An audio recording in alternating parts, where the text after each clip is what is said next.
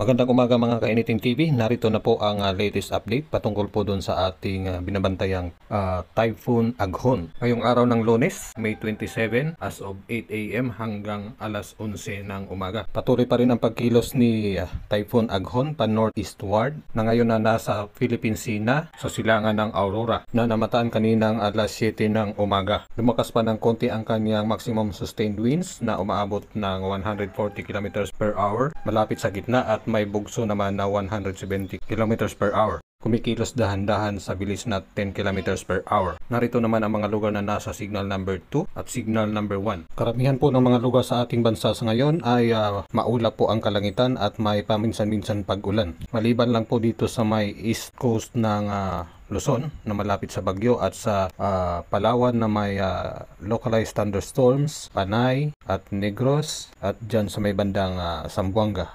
Please